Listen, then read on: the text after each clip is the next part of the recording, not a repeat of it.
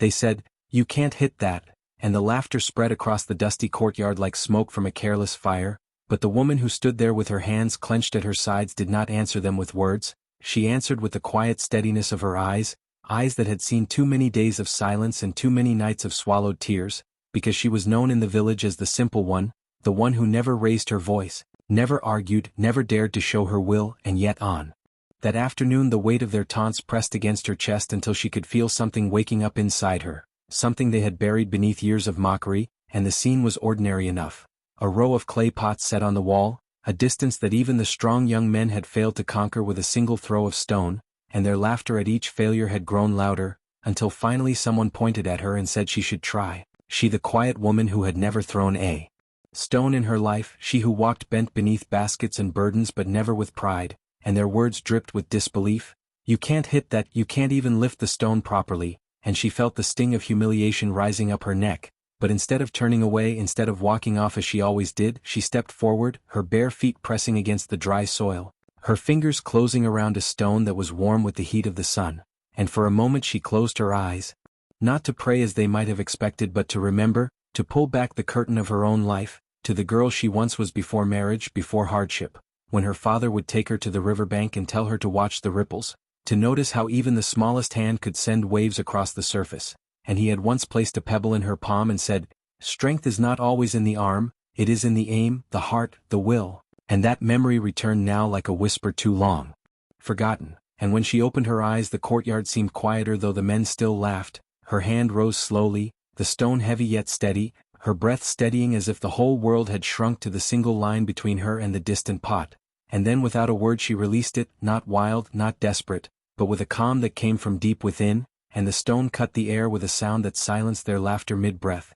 for it flew straight, unbroken, until it struck the pot at its base, shattering it into shards that clattered against the wall and fell into the dust, leaving nothing but silence and the wide eyes of those who had doubted, and she stood there, not smiling, not triumphant, but still and quiet, as if she had expected it all along, as if this moment had been waiting for her for years, and though the broken pot lay there as proof, she herself left no trace, no boast, no lingering word, only the quiet step of her feet carrying her away from the stunned crowd, and in that silence each of them felt something shift, for they had seen what they thought impossible, done by the one they had dismissed, and though none of them spoke it, they knew a line had been crossed, that the simple woman had shown them a truth more striking than the shattered clay, that strength wears many faces, and sometimes the quietest holds the most unshakable aim. The story of the shattered pot did not end in that courtyard, for though the woman herself walked away, with no words, no pride, and no demand for recognition, the eyes that had witnessed it could not forget, and the whispers began to spread from one corner of the village to another, carrying the tale like a gust of wind that refuses to die down, and suddenly the name of the simple woman, once mentioned only in pity or dismissal, became wrapped with curiosity, suspicion, even fear, for people could not understand how she had done it, and in their confusion they tried to explain it away, some saying it was luck, others saying the pot had already been cracked, still others insisting that perhaps the stone was shaped in such a way that it traveled straighter than normal, but no matter how many excuses they made, none of them could erase the image of her standing calm and steady, releasing that stone as if she had been born for that one moment, and the more they tried to reason, the more they felt a strange unease, as if something in the order of their world had been disturbed, for if the quiet woman they had always ignored could prove them wrong so completely, then what else lay hidden in the hearts of those they dismissed, and what did it mean for their own sense of superiority? And so the whispers grew into arguments and arguments into challenges, until one evening as the sun dipped low and painted the fields in fire, a group of men approached her modest hut on the edge of the village, not with kindness but with that restless pride that cannot accept defeat, and they told her that if she truly had skill, she should prove it again, not with one pot but with 5 lined up on the wall, and this time at a greater distance, and they smirked as if certain she would refuse, certain the first moment had been chance, but she listened quietly, her hands still busy with the basket of vegetables she was sorting, her face calm, and for a long moment they thought she would ignore them, until she set the basket aside, wiped her hands on her faded shawl and rose to her feet with a silence that unnerved them more than anger ever could, and she followed them back to the courtyard where a crowd had already gathered, for news in a village travels faster than wind, and this time the crowd was not only men but women and children too, their faces carrying a mixture of excitement and disbelief, and the pots were set up, 5 of them gleaming faintly in the fading light, a row of fragile targets daring her to try, and the distance was doubled, the ground uneven, the challenge unfair, and yet she did not argue, she did not complain, she simply walked to the spot they marked for her, picked up a stone, and held it as if listening to its weight, and once again the memory of her father by the river came to her, his voice telling her that the river does not ask how large the stone is, only where it lands, and she breathed deeply, steadying herself, while the crowd held its breath, and then with the same quiet grace she threw, the first stone flying straight and shattering the first pot in an instant, the second following just as swift, and the third striking so true that gasps rose around her, for there was no hesitation, no fumbling, only a rhythm as natural as a heartbeat, and when the fourth pot broke they began to murmur that it could not be real, that no woman, no simple woman especially, could achieve such perfection, and yet she lifted her hand once more, the final stone resting in her palm as the dusk settled like a veil over the village, and, with a release as gentle as exhaling, the fifth pot burst into fragments, scattering like truth across their unbelieving eyes, and silence fell heavier than the twilight itself, for she had not only met their challenge but surpassed it, and in that silence she lowered her hand, brushed the dust from her palms, and turned back toward her hut without a word, leaving behind a stunned crowd whose world had shifted even further, and though many would later claim they had seen trickery or that the pots were brittle or that the stones had been chosen specially, deep inside each one of them knew they had witnessed something real, something that could not be explained away, and they also knew that the woman who had once been nothing more than a shadow in their midst was now a figure they could no longer dismiss, and so while she returned to her simple life, tending her hearth, gathering water, and caring for her family as she always had, the village itself was restless, for they had been given a glimpse of a power that refused to be ignored, and though she left no trace of pride, the echo of those shattering pots lingered in their minds, a sound that would not fade. The days after the second challenge carried a strange weight over the village, because while the woman herself returned to her quiet chores as though nothing had happened, the people could not rid themselves of the memory of those 5 pots breaking one after another beneath her steady aim, and with that memory came a restlessness that showed itself in whispers at the well, in hushed arguments over meals, and in the uneasy glances cast toward her hut at the edge of the fields, for though no one dared confront her directly, the pride of the men burned like embers that refused to die, and soon their need to reclaim their sense of superiority drove them to devise new tests, harder and crueler, as if breaking her silence would restore their dignity, and so one evening, as the monsoon clouds gathered heavy in the sky, they sent a boy to call her, and when she stepped into the courtyard again she found not pots lined on a wall but a target fixed high on the trunk of a tall tree, far beyond what any normal throw could reach, and they told her she must strike it, and if she failed, they would take her silence as proof that she had cheated before, and though their voices carried arrogance, beneath them trembled a fear they would never admit, because deep inside they already knew what she might do, but still they mocked, they jeered, they gestured toward the impossible target as thunder rumbled above, and she stood there with the calm of a woman who had seen storms greater than weather, her shawl clinging damp to her shoulders as the first drops began to fall, and once again she bent to pick up a stone, her fingers closing around it with that same quiet certainty, her eyes lifting not to the faces around her but to the mark high above, and she remembered how her father had once taught her to watch birds in flight, how even the smallest dart of a sparrow could find its branch in the storm, and she breathed in, timed her movement with the roll of thunder, and released, and though the stone seemed swallowed at first by the distance, the sharp crack that followed silenced every whisper, for the target splintered beneath the strike and dropped to the ground like a fallen truth, and in that moment rain poured down in sheets, drenching the crowd that stood stunned, their disbelief drowned by the storm, and she turned away, her steps slow but unwavering, returning home through the downpour without a word, leaving them to shiver in awe and confusion, and though the storm washed away their footprints, it could not wash away the echo of what they had seen, and that night in their homes the villagers argued again, some swearing she was a witch, others insisting she carried some secret knowledge, others too afraid to speak but lying awake with the memory of her steady hand, and the story spread beyond the village, carried by traders and travelers until neighboring villages whispered too of the simple woman who could do what others could not, and with each retelling the story grew, painting her not only as skilled but as touched by something greater,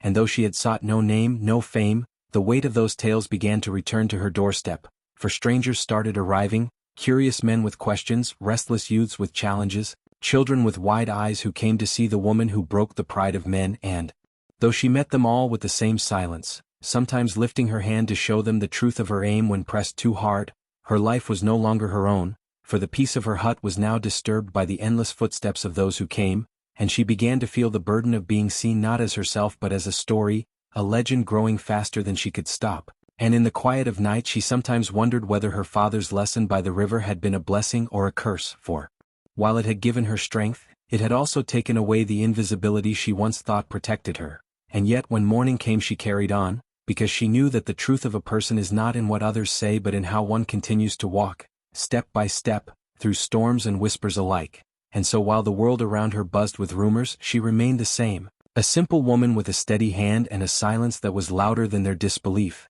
a silence that left no trace yet. Carved its mark deeper than any stone could ever strike. As the seasons turned, the weight of her story grew heavier than the baskets she carried, and though she had never sought attention, the world seemed determined to follow her, for travelers who had heard of her skill came from distant villages, some bringing gifts in hopes she would reveal her secret, some bringing scorn in hopes of proving her false, and others bringing challenges crafted to break her silence. But each time she stood before them, barefoot on the earth that had always been her home, she answered with the same calm certainty, her hand rising, her stone flying, her aim striking true, and in each shatter of clay or crack of wood or clang of metal, their doubts dissolved into silence. Yet with each victory she felt no triumph, only the quiet burden of eyes that never looked away, and soon the elders of the village grew uneasy, for what had once been a small tale had turned into a force that disrupted the order of things, making men question their strength, making women whisper of their own hidden power, and though the elders would never admit it, they feared her,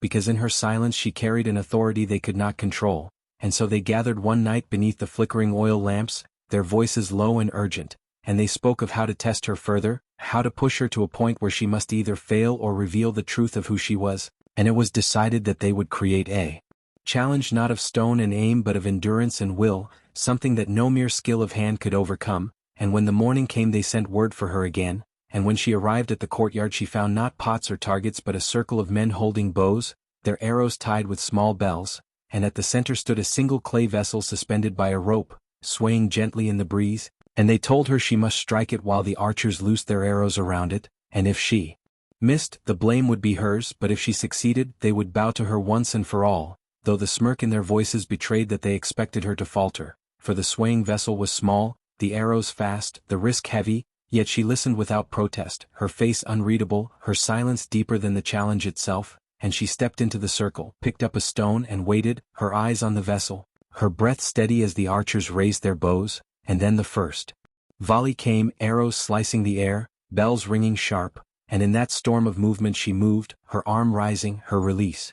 precise, and the stone cut between the rain of arrows to strike the vessel dead center, shattering it into pieces that fell among the clattering arrows, and for a heartbeat even the archers forgot to draw, stunned by what they had seen, and when the bells stopped ringing, the courtyard was filled with nothing but the sound of fragments falling to the earth, and she lowered her hand, stepping away without waiting for their words, without demanding their bow, leaving them to confront the truth of their failure, and that truth spread faster than any fire, carried to markets and riversides, to weddings and gatherings, until her name became a symbol, and where once people had said she was nothing, now they said she was more than anyone could measure. But though they spoke of her as if she were no longer human, she still walked the same dusty path home, still fetched water from the same well, still cooked over the same fire, yet in her heart she knew that something had shifted, for the more they tried to test her, the more they revealed not her power but their own fear, fear of being less than the woman they had mocked, fear of the truth that strength is not bound by pride,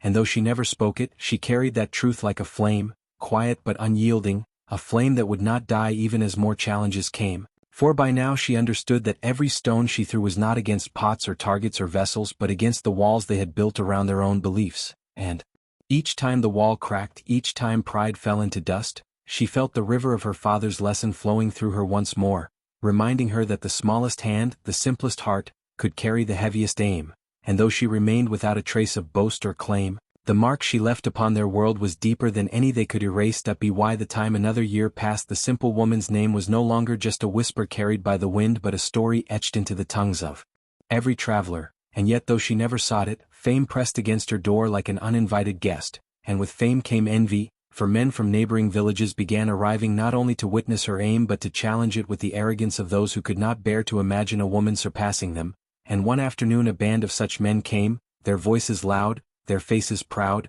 their arms thick with the strength of wrestlers, and they carried with them iron discs which they boasted could never be broken, saying clay was too weak, wood too brittle, but iron was the test of true force, and they laughed as they set the discs against a wall, daring her to strike, their eyes glittering with the hope that at last they would see her fail. But she walked forward as she always did, quiet and unhurried, her steps measured like the ticking of a clock that never loses its rhythm, and she picked up a stone, nothing more than a smooth gray piece from the ground, and for a moment she turned it over in her hand as if listening to its weight, and the crowd grew restless, whispering that surely this was too much, that even she could not break iron, and when she threw, the stone struck the disc not with the sound of shattering but with a ringing note that echoed across the courtyard like a bell, leaving the disc unbroken yet marked with a dent, and gasps rose from the people because though iron had not shattered, it had yielded to her hand, and the wrestlers who had mocked her fell silent, their laughter frozen on their lips, for they understood then that breaking was not always the measure of strength,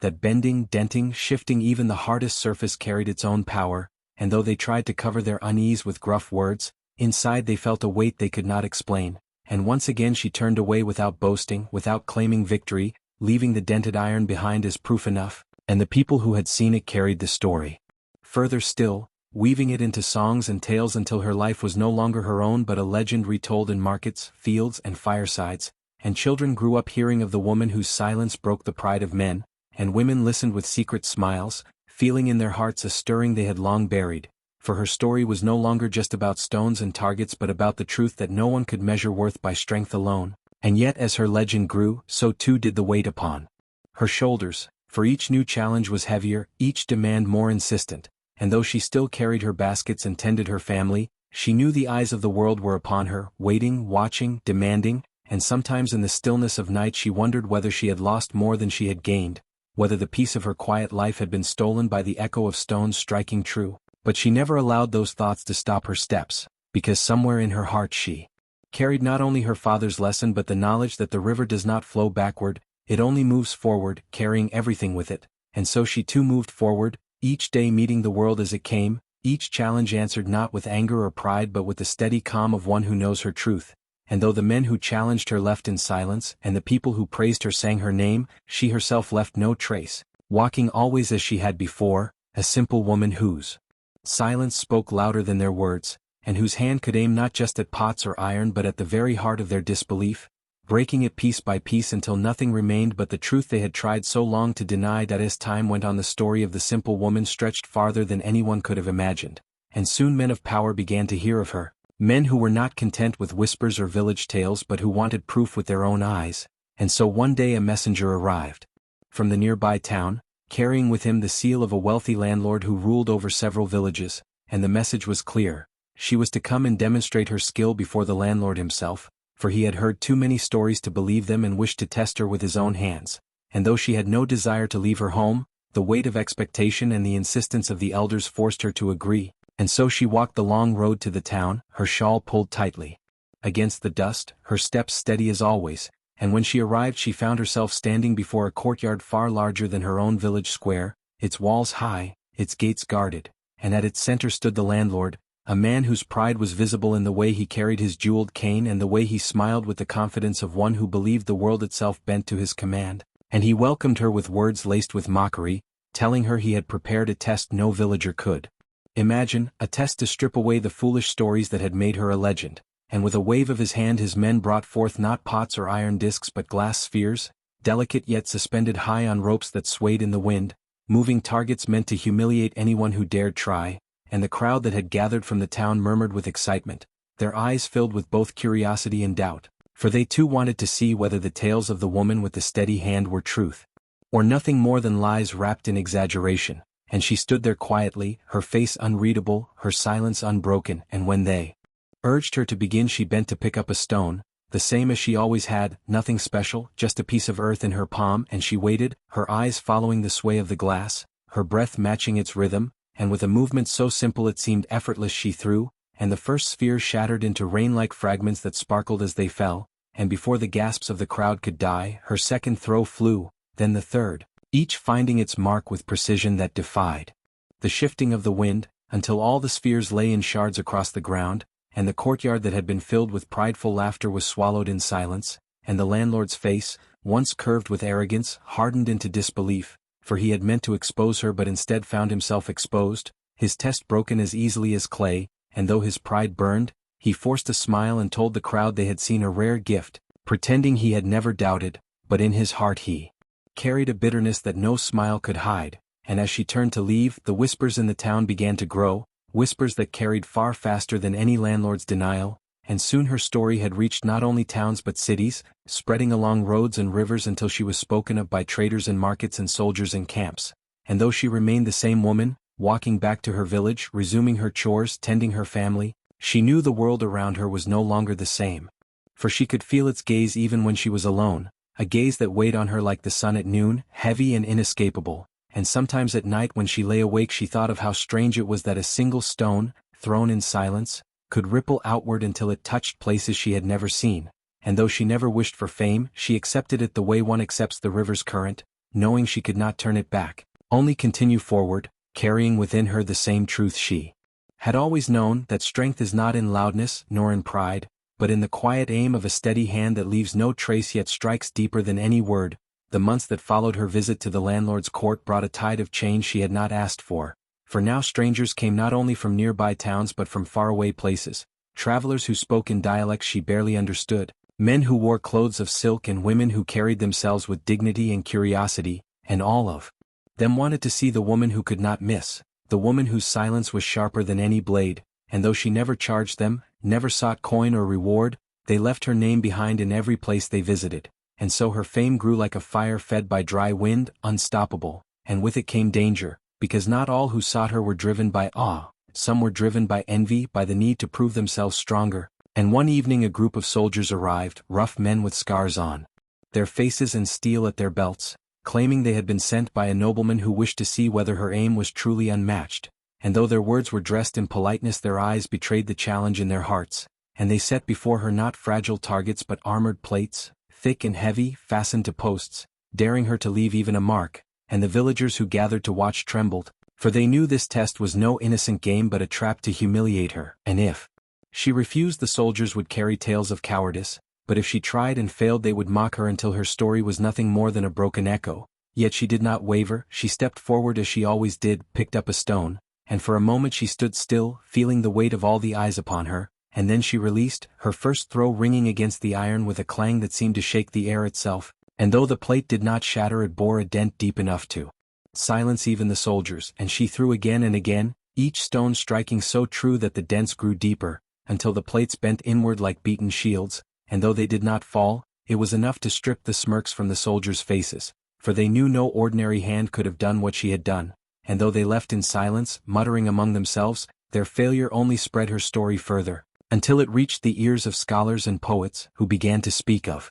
her not as a mere woman but as a symbol, a figure whose silence defied arrogance, and in distant places people began to tell her story as though it were a parable, a lesson about humility and hidden strength. Yet in her village life remained much the same, her hut still small, her chores unending, her days filled with the same rhythm of earth and sky, but now when she walked to the well, women looked at her differently, not with pity but with quiet respect, and children followed her steps, imitating the curve of her arm, pretending to throw stones with laughter, and though she never smiled outwardly, deep inside she felt a warmth she had not known before, the warmth of knowing her silence had given others courage, but with that warmth came unease, for she began to notice that each new challenge was heavier than the last, and she wondered when the world would be satisfied, when they would stop demanding proof, but the answer never came, because the more she succeeded, the more they expected, and one night as she sat alone under the stars she thought of the river again, how it never asked for applause, never sought recognition, only flowed as it was meant to, carrying stones, branches, even whole trees, and she told herself she must be like the river, flowing forward, unmoved by voices, untouched by doubt, and though she knew the road ahead would bring more trials, more tests set by men who could not bear to believe, she also knew that nothing they placed before her could be greater than the silence she carried inside, a silence stronger than iron, clearer than glass, truer than any word, and in that silence she rested, steady as the stars above, waiting for whatever came next, for she understood now that her story was no longer hers alone but a mirror in which others saw their own truths, and mirrors cannot choose who gazes into them, they can only reflect, clear and unbroken, leaving no trace of themselves yet changing everything they touch. The years passed and the legend of the simple woman became so vast that even she could not recognize the shape of it anymore, for while she still rose with the dawn to fetch water, still bent her back in the fields, still lit her fire at night with the same worn hands. Beyond the borders of her village she was spoken of as though she were no longer flesh and blood but some spirit of truth, some hidden force disguised as a woman, and though these stories reached her ears she never let them change the rhythm of her steps. Yet one day a caravan of nobles arrived, dressed in silks and riding fine horses, their faces gleaming with pride, and among them was a prince whose arrogance shone brighter than his jewels, and he declared before the gathered villagers that he had come to see whether the stories of her were lies, for he did not believe a woman could ever hold power greater than men of war, and he ordered his servants to bring forth a final challenge, a moving target drawn by horses across the fields, small wooden discs tied to ropes and dragged so quickly that even trained archers could not strike them, and the crowd gasped at the impossibility of it, but the prince laughed, saying that if she failed he would expose her as a fraud and if she refused he would call her a coward, and once more all eyes turned to her, waiting, holding their breath, and she stood quietly, her shawl wrapped tightly, her face calm as ever, and when the discs began to race across the field, whipping dust into the air, she bent, picked up a stone, and let her arm rise with the same steady grace it always carried, and the stone flew, slicing through the dust, striking the disc so perfectly that it shattered midair before falling into the dirt, and then another stone flew and another, until each disc that dared to pass before her was broken. The thunder of hooves and the crack of shattering would blending into a rhythm that silenced even the prince's mocking laughter, and when the last disc fell, the field lay still, the horses slowing, the crowd frozen in awe, and she lowered her hand as if nothing extraordinary had been done,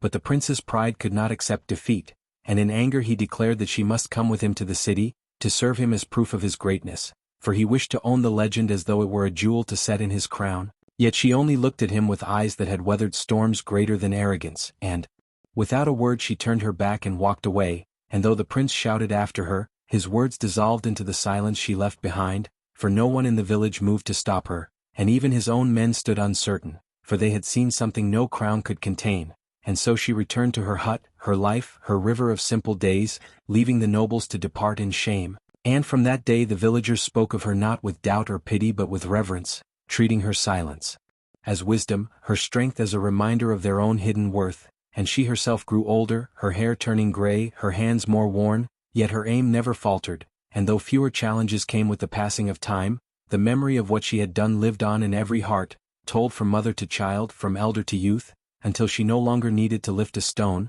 for her story alone carried the weight of proof, and when at last her days drew to a close, she left as she had lived, quietly, without boast, without trace, her final breath as steady as her hand had always been, and the villagers mourned not with loud cries but with the silence she had taught them, a silence filled with strength, and in that silence they understood the truth she had carried all along, that greatness leaves no scars of pride, no noise of victory, only the quiet certainty of having lived true, and so her story lived on, not in monuments or written scrolls, but in the steady rhythm of voices that remembered her, in the courage of those who once thought themselves small, in the strength of women who had long been told they could not, until her name was no longer just a tale but a lesson, carried like a stone in the palm of time, simple, unshakable and true. The end.